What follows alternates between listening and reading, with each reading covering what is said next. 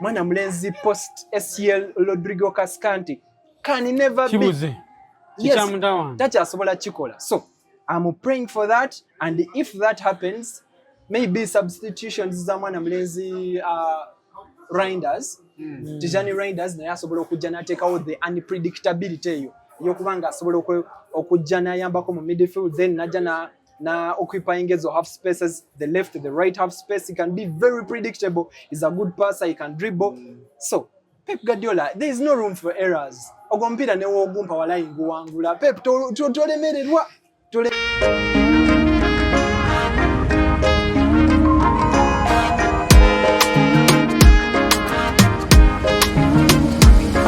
Hey, everybody welcome. Everybody to the fan bench. The fan bench, by the fans, for the fans, by the fans. Ode ntawanya, niyogo manya, chino chicho nange. That's all I can tell you. Yeah, my name is Waiki Benda. Gerard Sean talks football on TikTok. Follow him. TikTok uko search. Muhozi Dan on TikTok. Omugaga aliwo mu kizimbe, ayinamu emitwalo gyemeka. Oluvano alina jantwala. Bagenda out kulia sente zabo. Please fan bench bweche bwekola. Bwangula yalina mafaranga yalina shilingi yalina dollar. But yeah, this is a fan bench and we're going to the biggest game of the weekend on Sunday. I think 7:30. Spurs Bogi team we wajita Bogi simanyi. But whatever. Bogi team ya Man City. Spurs are Man City for the last 1 or 4 seasons. At least once every season, if not twice. Yes.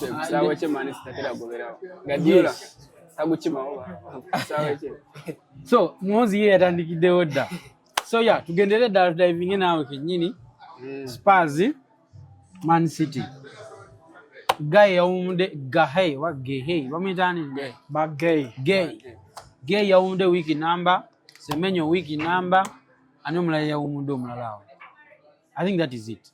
Which are the really new signings? Nico G is back as well. Nomlaba could bench somewhere. So Nico is also back. Spurs. Come on, City. Tottenham Stadium. Mpira kulaba wow. Spurs. China chirungi choka China kati. Record jaina ku Man City waka. Naye usigadde wonere bubi. Bamande bade baina jikuba naye record eyo. Record eyo. Otasa konkoma. Naye Spurs are winning tasobola kuba City. To be at 2-0 for City. 2-0 for City. Yeah. Wow. I would love that and I think I deserve that. What I can say, City defense kategena betere them. Defense. Conceding funny goals is not going to be an option. Attacking wise, I feel City is still fine. Haaland is not there yet. Taliku form basically. For one reason or another. Semenyo has really put some momentum. Team yaba na basajja. For me, my concern is Foden. Foden aludo okuda ku form, and if Chucky is not swinging, if Chucky is not on song, and Bernardo is not on song, and you need Foden. And Haaland is not on song. You need a Foden to come and say, let me save the day. You understand? So when you have 2 players off form, it's a very dangerous place to be in a title race. Other than that, Semenyo aina energy mpya jalese mu team.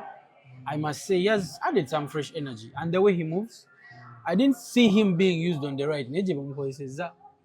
And which has opened up to the way he's being marked. Semenyo wabera ku right, ku left. Aba mwangu wa kumakinga okusinga nga ali eno. Koze eno yeta agenda what? Ajja like a left winger or left footed player. Ne doku muradi. Doku ya right. Where is almost some left wing? Doku ya right. Where is almost some left wing? But if Doku is out, probably he plays the left wing now. But other than that, nade munyumidwa nyonga alese chipya ku wing eyo because right-footed player ina baba close ogenda kuboti otekewo guy ajja what. You understand? So it has been a very good dynamic to watch. Midfield is where I still have question marks. On the history wange no amumanyi with Nico G. I don't rate Nico G. Good for them is back. Rodri is being Rodri. You understand? But for me, I feel with that midfield, Spurs might actually have something to say. Simply because of that midfield. Nebo deriye mabega. Spurs defense ina buzibu. Spurs haina kizibu kimwe kya momentum, confidence and a few injuries. There's no question. If what omunaga na momentani linyale yarala Mohamed Kudus. If Kudus was in this game, I would give Spurs the But game. I would give Spurs the game as well. One player like that. Kudus. Solanke is back, very good, but there is no player at Spurs as Kudus. Abajje eno n'abasembeza paka ku goalo ate tomujja ku mupiira paka oyo muzanyi bwati. Bayinza obbasala ne bagwa eri. Nayo ina Semenya. Semenya abisobola. No, like I mean Kudus ngari against them. Ababa tawanya because he's physical and also a good dribbler. And he has a shot in him and a pass. So that's the advantage to Man City nti Kudus talimu.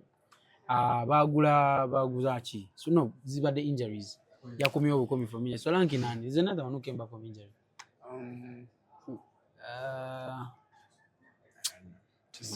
But anyway, attack yabwe ina question marks.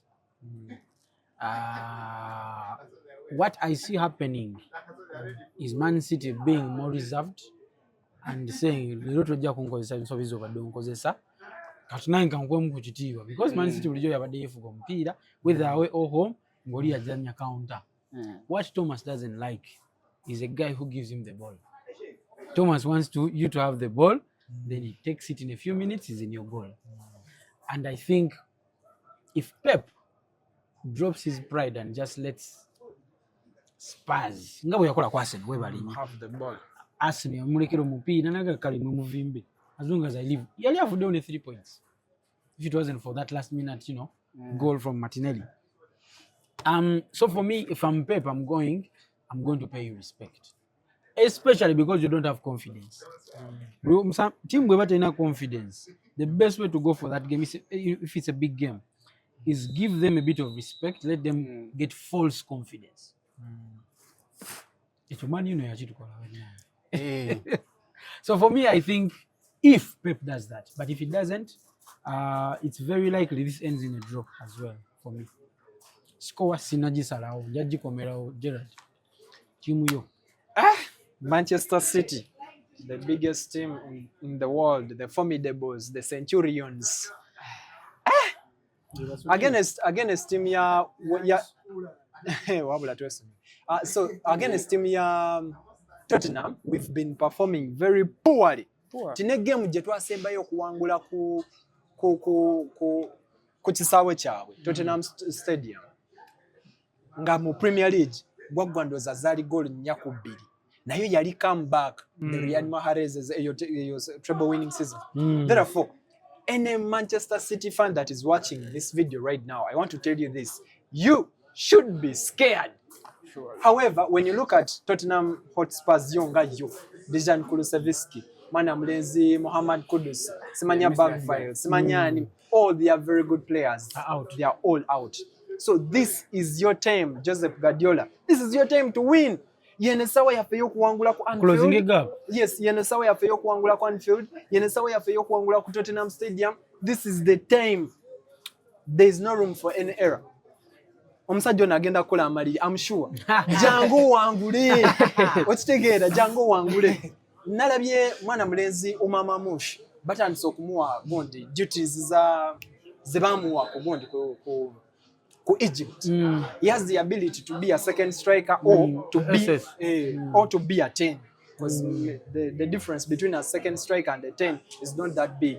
So alineyo ability esobola okuzannya ekyo. Meaning Phil Walter Foden, yes, I love you, you're my favorite player.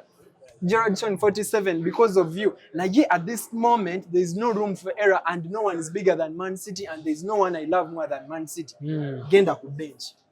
Ryan Chaki, genda mugundi mu left wing, right wing, over right wing. Then Semenyo jangu mu left or right wing. Erling Haaland, today you turn up like you did last time. Turn up. against Galatasaray. Turn up bakuwa mupiira. Tebo omupiira. Va mu bintu by'okumissinga emipiira. And the other thing I want to talk about is how best can we solve this midfield problem. Olero, Bernardo Silva is going to play well. Tomorrow is going to play very awfully. Njagala kulaba ku midfield erimu Rodrigo Cascante Hernandez ne mwana mulezi Nicolas Nico G. The best midfielder in the Premier League right now. Now they bagamba Zubimendi. No way close to Nico G. No way. So, njagala kulaba ko mwana mulezi Nico G ne Rodrigo Cascante. Nga Rodrigo Cascante asobola okuzanyanga maybe something called a segundo volante. Nti osobola okutambula ng'odda mu maaso. You are a very good deploying playmaker. Meaning you can play a very good 8. Otegera sembera ko maaso then ono Nico G ajja kuyambe because Nico G ekyafulanga Jessica Gvardiol ne Ruben Diaz okubeera very prolific nti they can even be a goal threat. It's because Nico G, when you don't have the ball, for him he can come back and back the defense. Yeah. Which mwana mulenzi post SCL Rodrigo Cascante can never be. Yes, tachasobola chikola. So I'm praying for that, and if that happens, maybe substitutions za mwana mulenzi Reinders, Tijani Reinders naye asobola okujja n'ateeka out the unpredictability eyo yokubanga asobola okujja n'ayambako mu midfield, then najja na occupying ezo half spaces, the left, the right half space. He can be very predictable. He's a good passer. He can dribble. So Pep Guardiola, there is no room for errors. Ogompira ne wogumpa wala inguwangula. Pep tolemererwa. There is no room for any error. Chenyizo bagamba abawagizi ba Spurs abasatu abo kuva buto dina mmwe buli mbeera oba temulina mmere nja batera ku mobile money bwoba waliwo yakaza emimwa tujja mwali amazi okitegeera. What I need you to know is you need to get a result on Sunday, but that's after Arsenal has won on Saturday. Our result was in Jagala. If Arsenal doesn't win on Saturday, I personally don't care how Spurs goes. Sure. Don't. I think that is. Let me tell you why. Because for me, I'm sick and tired of the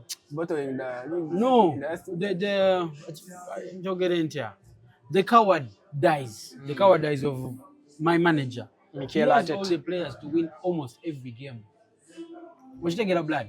Aina buli musambi okumwangula buli mupiira. He just needs to tell players you're good enough.